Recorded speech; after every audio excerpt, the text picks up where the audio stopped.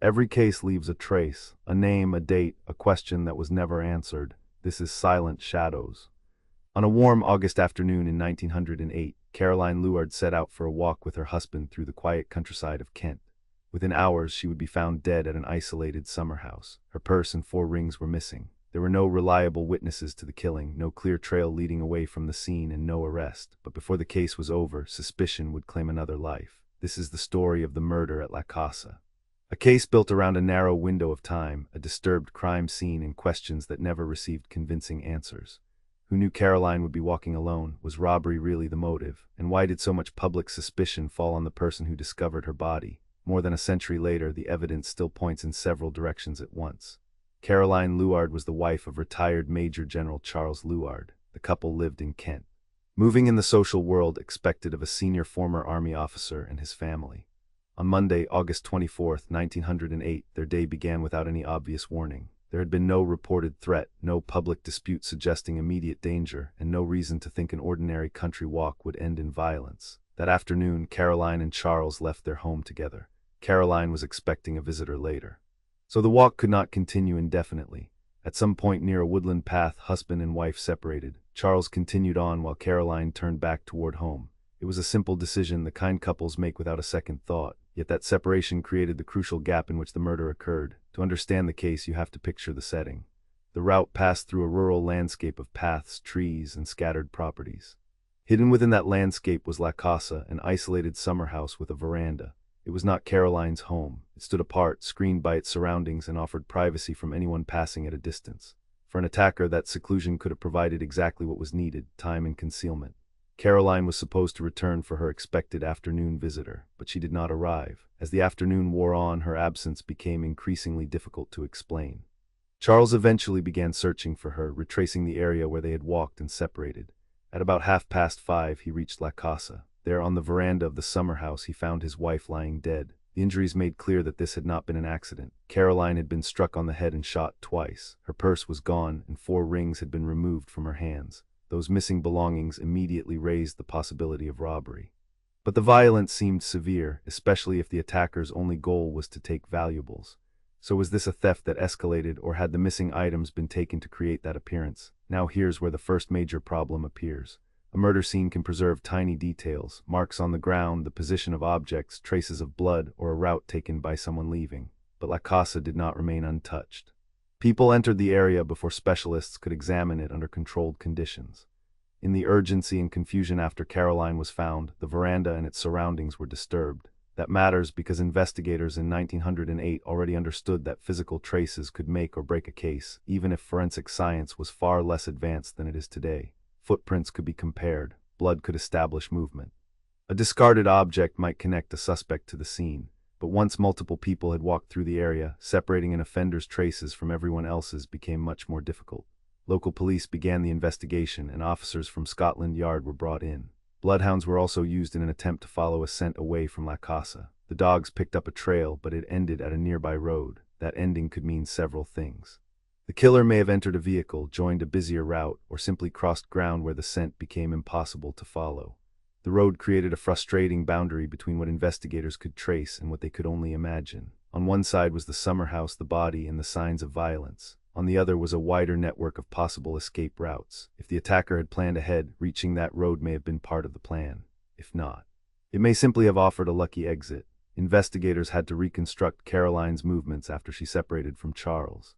Did she walk directly toward home and encounter someone along the way? Did she enter La Casa willingly, perhaps because she recognized the person there, or was she forced toward the summer house? The location suggested she had left the most direct expectation of safety, but the surviving evidence could not establish exactly how or why.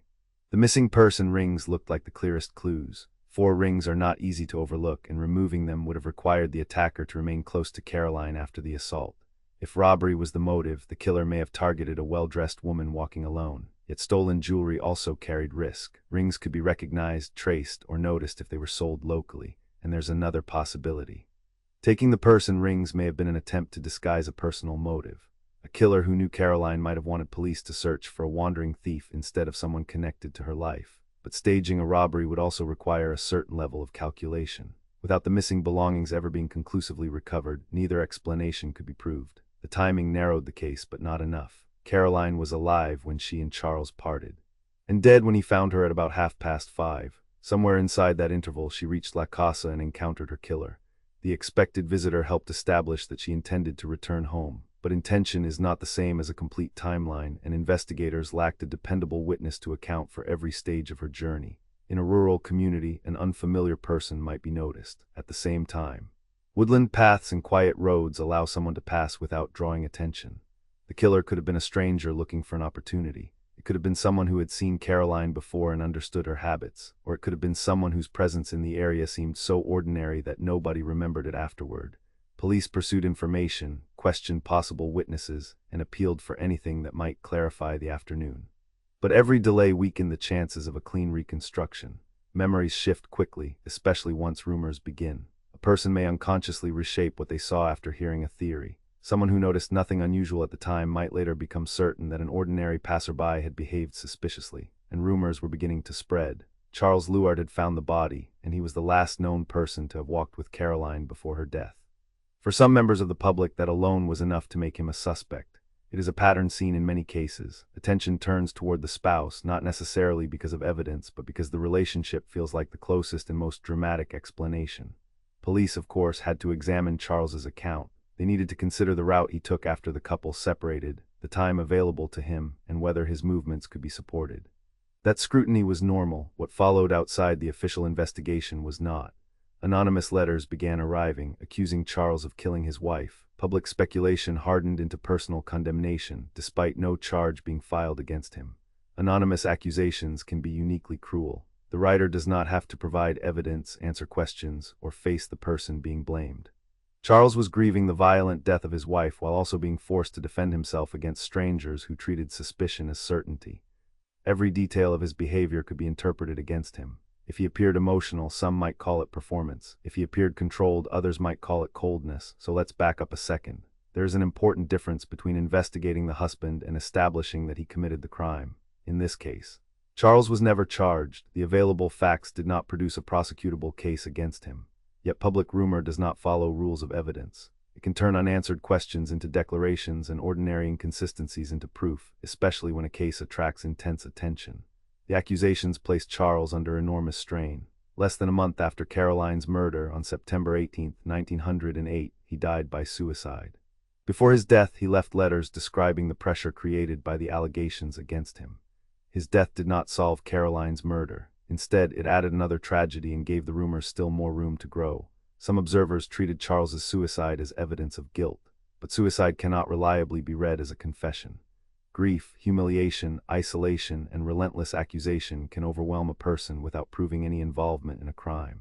Charles's letters described the effect the campaign of suspicion had on him.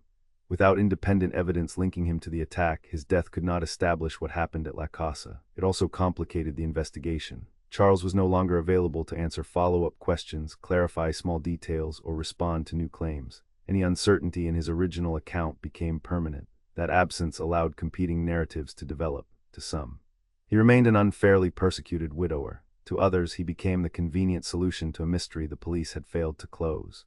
Meanwhile, the central physical questions remained. What weapon was used to strike Caroline? Who fired the 2 shots? Were both gunshots intended to kill, or did the attack unfold in stages? Did the killer search her belongings before leaving? And were the 4 rings removed because of their value, because they could identify her? Or because the killer wanted police to believe in a robbery? The number of injuries suggested determination, but determination does not reveal motive. A robber may use overwhelming violence out of panic. A person with a grievance may attack with the same intensity. Even the secluded location cuts both ways. La Casa could have been chosen by someone familiar with the area, or discovered by chance by an opportunistic offender seeking a place hidden from view. The bloodhound trail ending at the road has often invited speculation about an accomplice or waiting transport. That is possible, but it is not the only explanation. Scent trails can fail for environmental reasons, contamination, or simple loss of continuity. The disturbed scene makes the result even harder to interpret. The dogs provided a direction, not an identity, and the road did not preserve the killer's next move. Then there are the missing rings themselves. If they were sold, pawned, gifted, or kept, they might have created a later trail, but no discovery conclusively connected them to a suspect. Their absence remained one of the strongest signs of robbery, and at the same time one of the strongest reasons to suspect staging. The same clue supported two opposing theories, which is part of why the case resisted a simple answer. The inquest ultimately returned a verdict of murder by a person or persons unknown. Wording acknowledged both what was certain and what was not.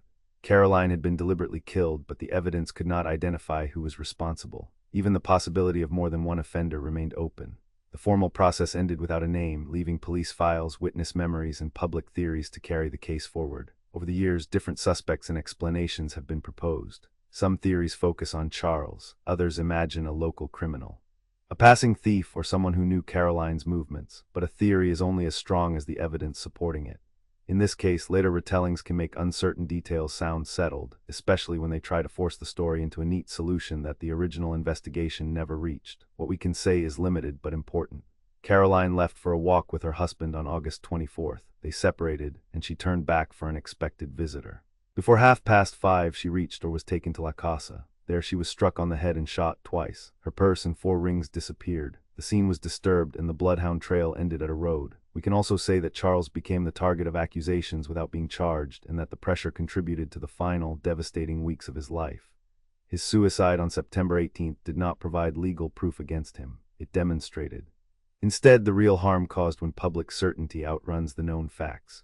By then, the Luard family had suffered 2 deaths and still had no answer. The murder at La Casa remains haunting because the missing pieces seem so small. A few unobserved minutes, a road beyond the reach of the dogs, 4 rings that never supplied the hoped-for lead. Perhaps one preserved footprint, one reliable sighting, or one untouched object might have changed everything. Instead, contamination and uncertainty left investigators with fragments that could not be assembled into a complete account. Caroline Luard's killer was never identified. The summer house became inseparable from the crime, while Caroline herself risked being overshadowed by the suspicion surrounding her husband. But she was the victim at the center of this case, a woman returning from an afternoon walk, expecting to continue an ordinary day, whose life ended in a secluded place before anyone realized she was in danger. And that may be the most honest way to leave the case, not with a dramatic accusation, but with the boundary between evidence and conjecture kept clearly in view. Someone encountered Caroline near La Casa and killed her. Someone took her purse and rings. Whether those items were the purpose of the attack or a disguise for another motive remains unknown, more than a century later.